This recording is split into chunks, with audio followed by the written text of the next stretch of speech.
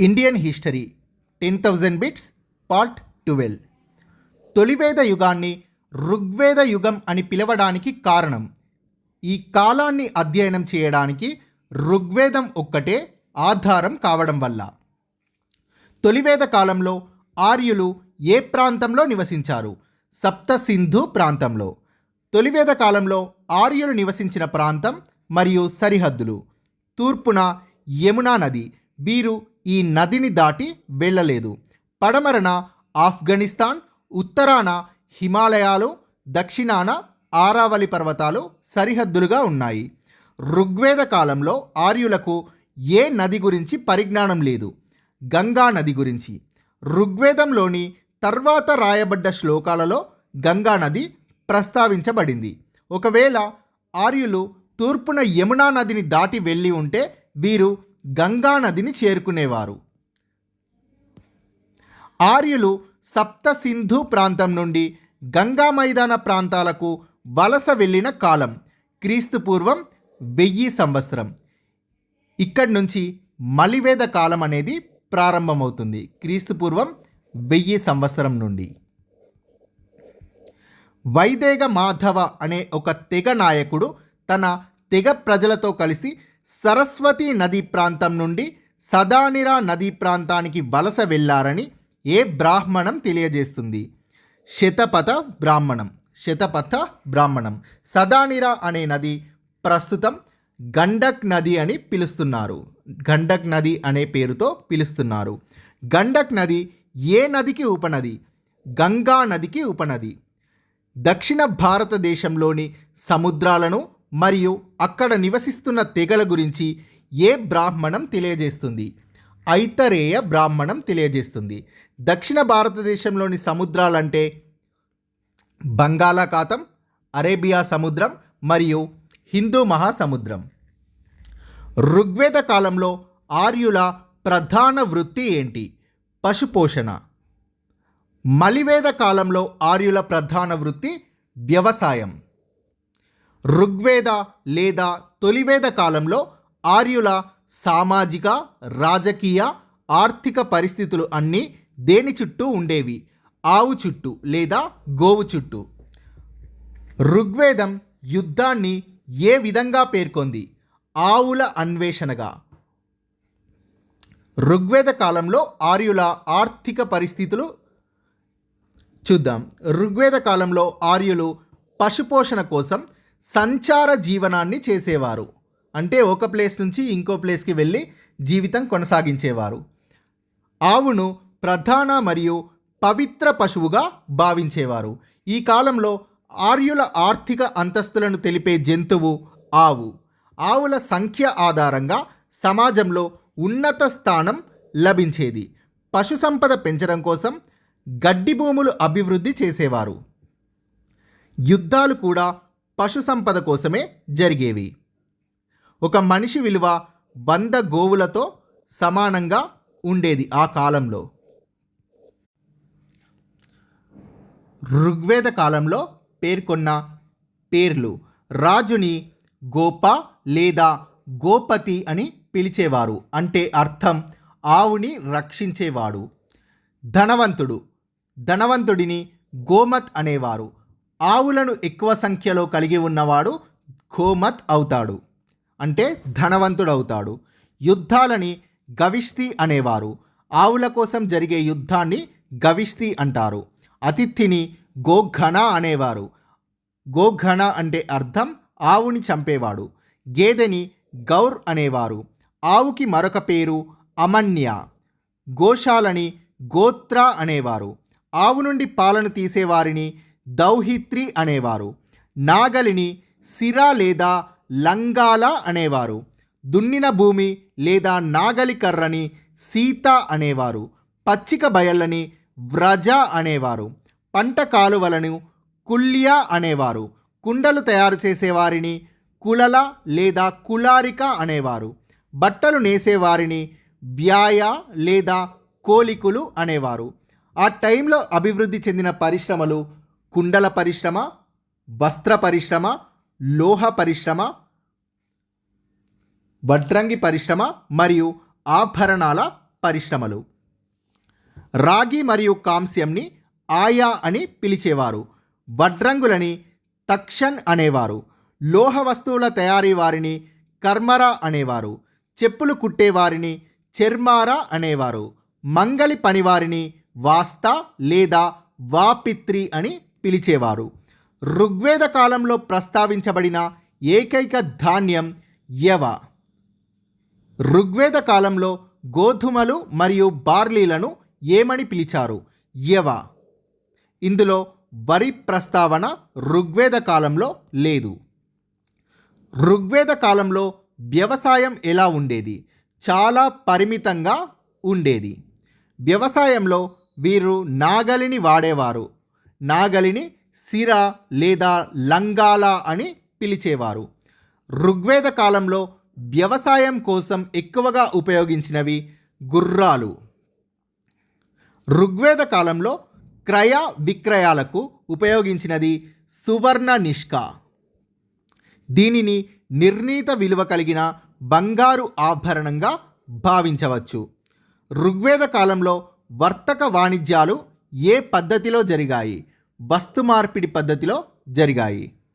వస్తు మార్పిడి మాధ్యమంగా ఆవులను ఉపయోగించేవారు. ఋగ్వేద కాలం నాటి ప్రధాన రవాణా సాధనాలు రథాలు, ఎడ్ల బండ్లు. మలివేద కాలం నాటి ప్రధాన వృత్తి వ్యవసాయం.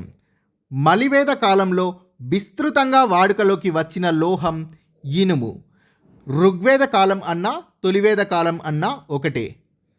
మలివేద కాలం నాటి ఆర్థిక వ్యవస్థ. అత్యంత సారవంతమైన గంగా మైదాన ప్రాంతాలకు వలస రావడం మరియు ఇనుము సాంకేతిక పరిజ్ఞానం అందుబాటులోకి రావడం వల్ల వ్యవసాయంలో మిగులు ఉత్పత్తి లభించింది. ఇనుముతో చేసిన నాగళ్ళు, పరికరాలను ఉపయోగించడం వల్ల వ్యవసాయంలో మిగులు ఉత్పత్తి లభించింది. గంగా మైదాన ప్రాంతాలు వ్యవసాయానికి చాలా అనుకూలంగా ఉండేవి. కరిష్మా అంటే ఆవు పేడ, సాకృత్ అంటే పేడ వంటి సహజ ఎరువులను వ్యవసాయంలో ఉపయోగించారు. మలివేద ఆర్యులు సీతను వ్యవసాయ దేవతగా మరియు బలరాముడిని వ్యవసాయ దేవునిగా పూజించారు. మలివేద కాలంలో ఉన్న 5 రకాల వ్యవసాయ భూములు. క్షేత్ర అంటే సారవంతమైన భూములు, వస్తి అంటే నివాసయోగ్యమైన భూములు, గోపథసార అంటే పచ్చిక బయళ్ళ భూములు, అప్రతిహత అంటే అటవీ భూములు, కిల్వక్షేత్ర అంటే బీడు భూములు. మొత్తం 5 వ్యవసాయ భూములు మలివేద కాలంలో ఉన్నాయి. మలివేద కాలంలో పండించిన ప్రధాన పంట ఏది? వరి. మలివేద సాహిత్యంలో వరిని ఏమని పేర్కొన్నారు? వ్రీహి అని పేర్కొన్నారు. భారతదేశంలో తొలిసారిగా ఇనుమును ఉపయోగించిన వారు ఎవరు? మలివేద ఆర్యులు. వేద కాలంలో ఇనుముని ఏమని పిలిచారు? శ్యామ లేదా కృష్ణ అయాస్.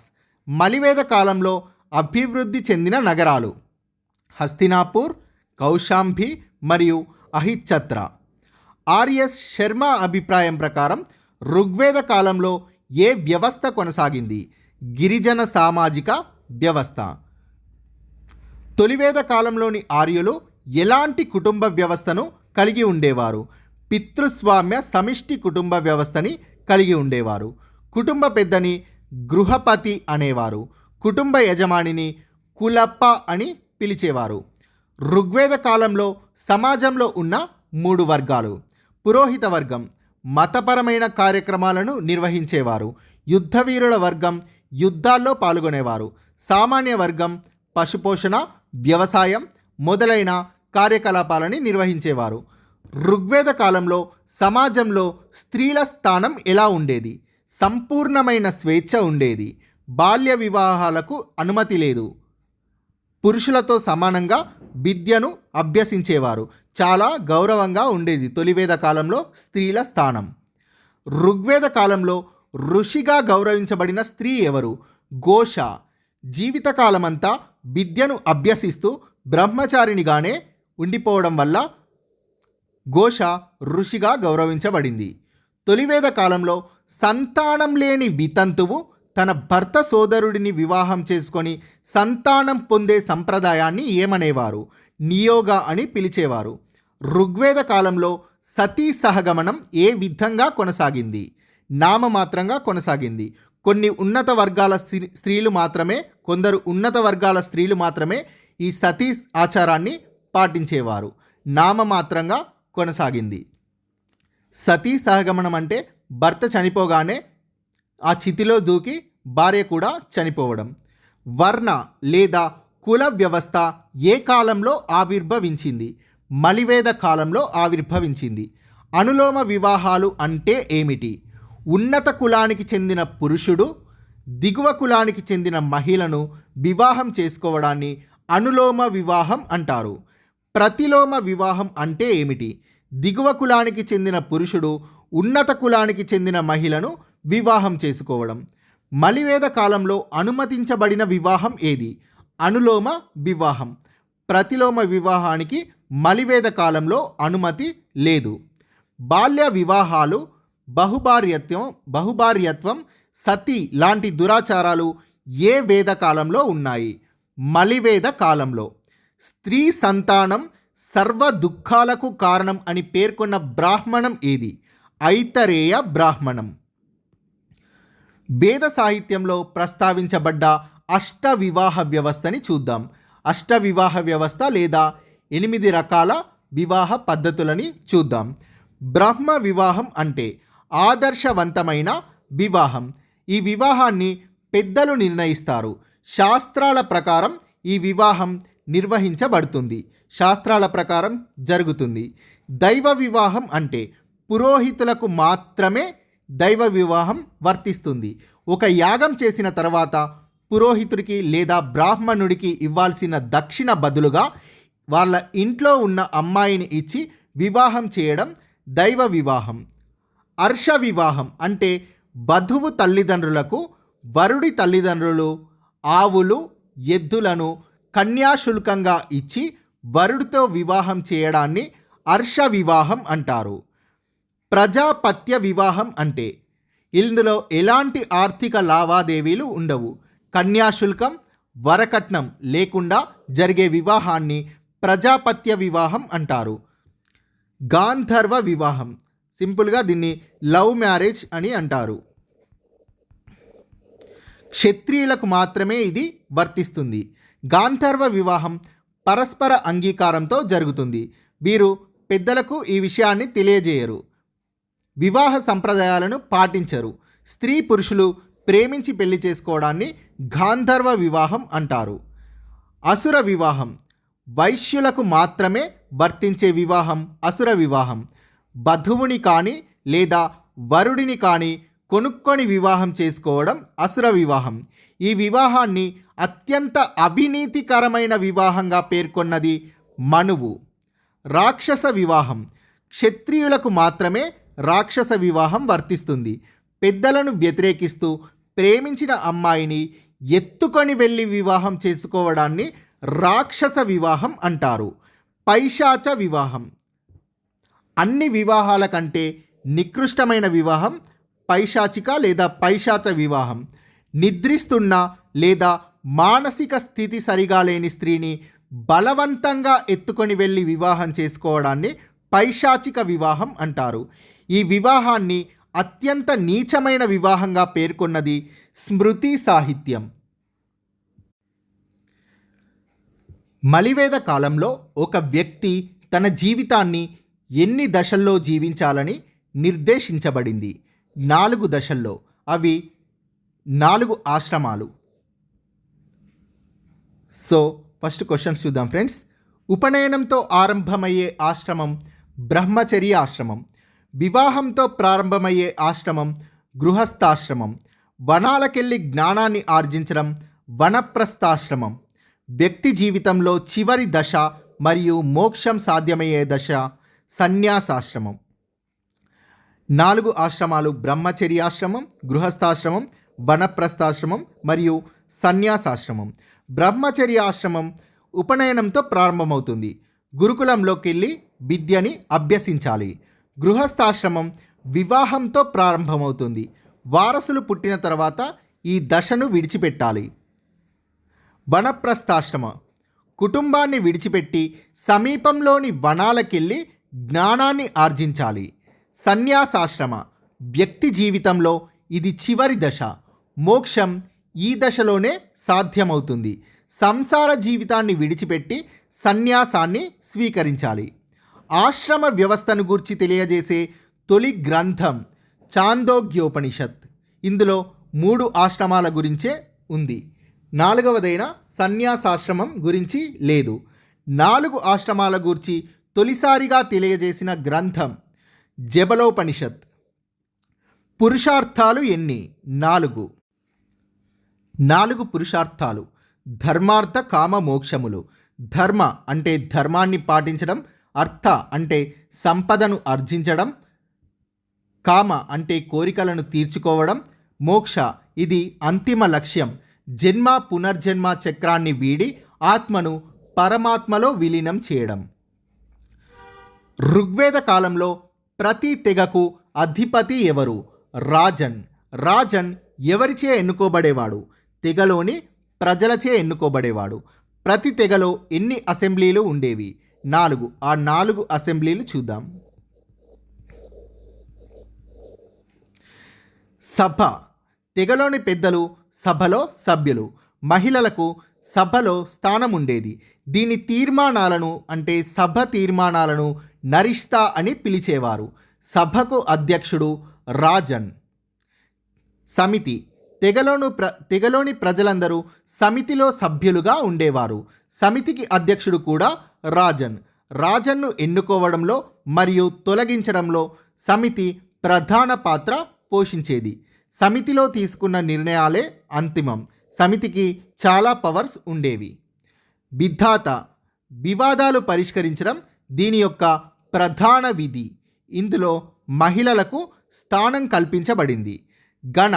యుద్ధం చేసేందుకు అవసరమైన ఆయుధాలు, గుర్రాలు మరియు ఇతర రక్షణ సామాగ్రి ఏర్పాటు కోసం గణలో చర్చించి నిర్ణయాలు తీసుకునేవారు. సో ఇవి 4 అసెంబ్లీలు: సభ, సమితి, విధాత మరియు గణ. Thank you friends. Please subscribe this channel.